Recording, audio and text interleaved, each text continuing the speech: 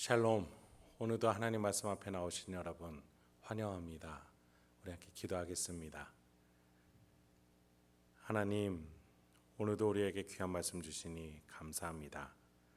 이 말씀을 통해서 우리가 깨달아야 될 것들을 깨닫게 하여 주시고 소망 얻을 것들을 얻게 하여 주시옵소서.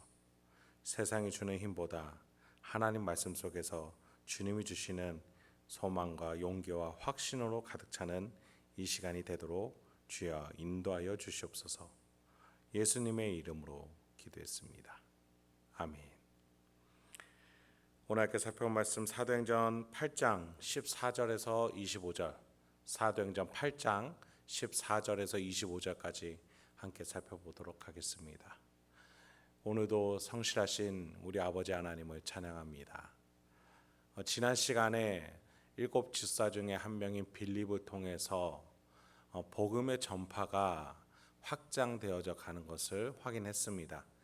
예수님이 미리 예견해 주셨던 것처럼 성령이 임하심으로 권능을 받은 제자들을 통해서 복음이 예루살렘과 온 유대를 넘어서 사마리아와 땅 끝까지 이르게 된다라는 것을 우리는 지난 시간을 통해서 확인했습니다. 온 유대에서 땅 끝을 갈 때에 사마리아가 있다라는 것, 그 지점이 굉장히 중요한 지적인 분기점이라는 사실을 우리는 알게 됩니다. 그 영토를 향해서 확장돼가는 것을 중요하게 예수님은 여기셨기 때문에 언급하셨고, 오늘 본문에서도 핍박받은 교회를 통해서 유대 땅을 넘어서 복음이 먼저 확장되어져 가는 도시로 사마리아를 언급해주고 있기 때문입니다. 유대인들이 구원받지 못할 것이라고 여겼던 이들이 구원받고 성령 받음을 확인하는 장소가 되었고, 이것은 예수 제자 공동체로 하여금 과연 복음을 누구에게까지 전해야 되는가라는 질문에 굉장히 획기적인 답변으로 돌아올 수 있게끔 해주는 결정적인 사건이었기 때문입니다. 오늘 이 시간을 통해서 저와 여러분에게도 내가 사랑할 수 없는 저 자, 정말 품을 수 없는 그 사람을 향해서도 복음이 전해지기를 결단할 수 있는 이 시간이 되길 소망합니다. 본문 14절부터 17절 먼저 보도록 하겠습니다. 예루살렘에 있는 사도들이 사마리아도 하나님의 말씀을 받았다 함을 듣고 베드로와 요한을 보내매 그들이 내려가서 그들을 위하여 성령 받기를 기도하니 이는 아직 한 사람에게도 성령 내리신 일이 없고 오직 주 예수의 이름으로 세례만 받을 뿐이더라. 이에 두 사도가 그들에게 안수하며 성령을 받는지라. 복음의 확장을 통해서 교회가 영토로 또 지적으로 넓어져 가게 되기 때문에 교회의 일치를 위해서 베드로와 요한이 사마리아, 즉 말씀을 받았다 하는 이들이 모여 있는 곳으로 파견을 나가게 됩니다. 거기에서 보니 그들이 아직 성령을 받지 못했다라는 사실을 확인하게 됩니다. 그리고 나중에 이들을 위해서 기도하니 성령을 받았다라는 것도 확인하게 됩니다. 오늘 본문에서는 이 사도들이 사마리아 사람들이 성령을 받지 못함과 또 그 후에 기도를 드려 성령 받았음을 확인했다는 것을 세부적으로 설명해 주지 않습니다. 그렇기 때문에 혹자는 이 본문을 두고서 구원받은 사람은 예수를 믿는 고백과 동시에 성령을 받아야 된다는 또 다른 단계를 거쳐야 된다라고 말하는 자들이 있습니다. 그러나 사도행전 2장에서 베드로는 분명하게 얘기를 회개하면 성령이 임하실 것이라는 요엘 선지자의 예언을 근거로 두어서 다시 한번 우리에게 확인시켜 준 적이 있습니다. 예수를 믿고 회개하는 자에게는 성령이 함께 임하십니다. 그 회개하게 하는 힘이 성령 하나님에 있기 때문입니다. 성령 하나님 없이 회개할 수는 없는 것입니다. 그렇다면 오늘 이 본문에서는 왜 말씀을 받아들이고 즉 회개하게 된 일과 성령이 임하신 것이 구분이 되는 것일까요? 이것은 특별한 하나님의 예외의 사건이기 때문입니다. 이 사마리아인들을 구원의 길로 인도하기 위해서 하나님이 역사하는 것 하나와 동시에 유대 사도들로 하여금 사마리아인들도 성령을 받을 수 있음을 확인시켜 주기 위한 하나님의 예외의 사건이었다라는 것입니다.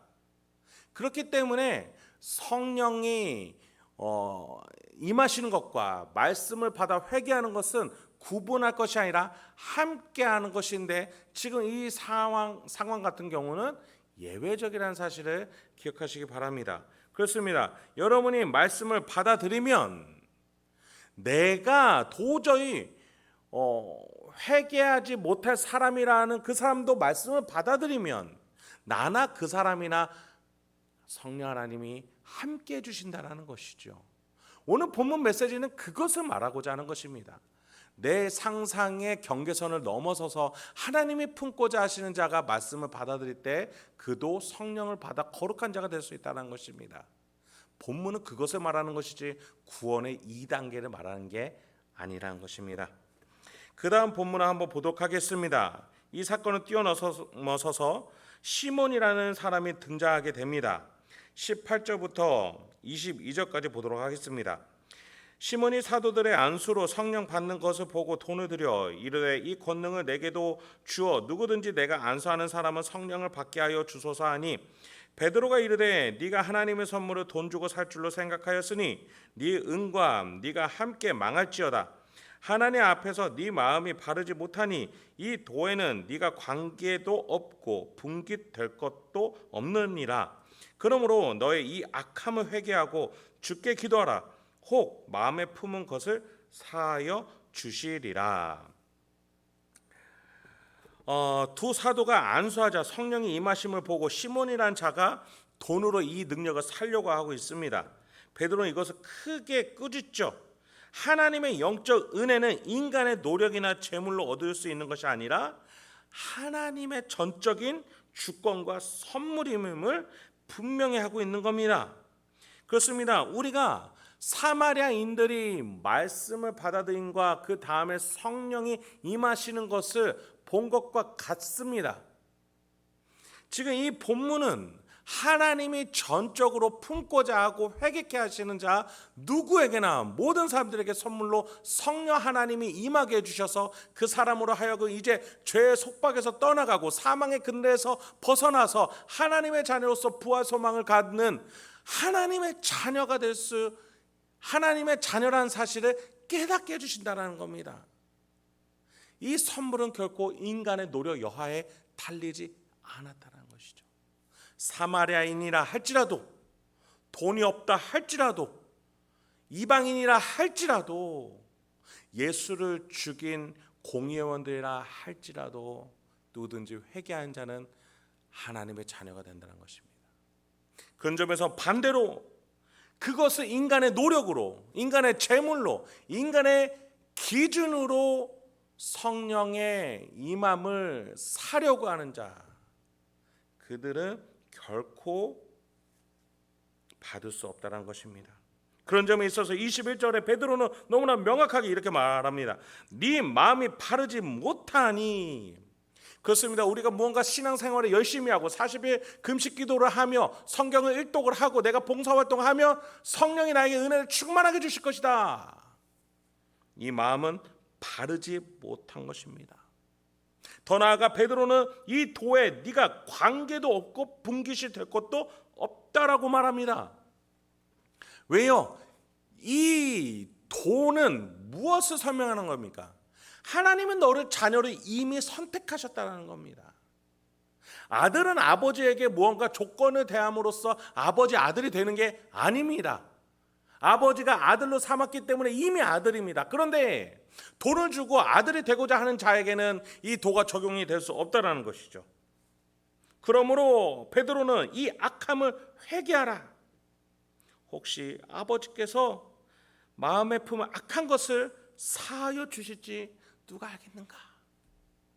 그렇습니다. 중요한 것은 나의 노력, 나의 재물, 나의 기준이 아니라 하나님 앞에 회개하는 것입니다. 그리고 하나님을 의지하는 것입니다. 하나님을 믿는 것입니다. 여러분, 우리 마음 안에 하나님을 향한 전적인 신뢰를 회복해야겠습니다. 그 길로 더욱더 나아가야겠습니다. 정진해야겠습니다. 우리는 항상 우리의 죄악된 육신의 몸을 가진 터라 하나님의 능력을 의심하고 때로는 망각하는 죄의 본질된 존재라는 사실 잊지 말아야겠습니다. 그래서 우리는 항상 하나님을 믿기로, 또 하나님을 향한 믿음의 방향으로 나를 쳐서 복종케 하고 점검해야 된다는 것입니다. 23절부터 25절까지 마지막으로 보도록 하겠습니다. 내가 보니 너는 악독이 가득하며 불의에 메인 바 되었도다. 시몬이 대답하여 이르되 나를 위하여 주께 기도하여 말한 것이 하나도 내게 임하지 않게 하소서 하니라.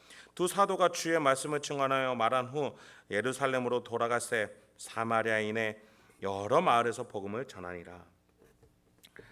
시몬은 끝까지 회개하지 않습니다.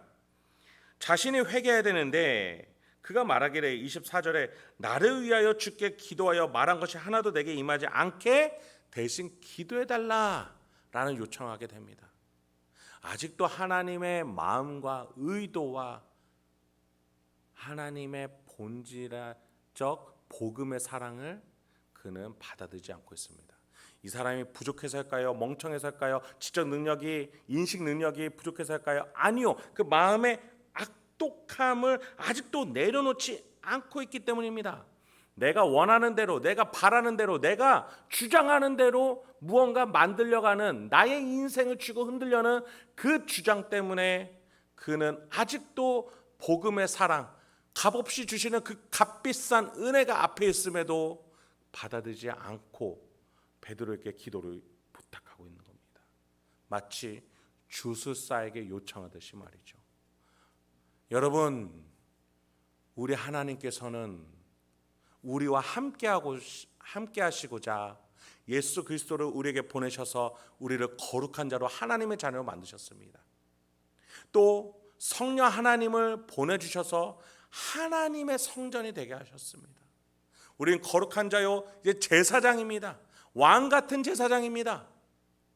여러분, 우리의 존재가 얼마나 귀하고 아름답고 거룩한 존재인지 깨달으시고 오늘도 가시고 살아가시는, 밟으시는 모든 곳에서 하나님의 축복된 존재가 되시길 바랍니다. 그것을 살아내시길 바랍니다. 그렇게 오늘도 성령 하나님과 동행하여 우리의 행전을 쓰실 수 있는 저와 여러분이 되길 소망합니다. 함께 기도하겠습니다. 하나님, 오늘도 우리에게 귀한 말씀을 주시니 감사합니다.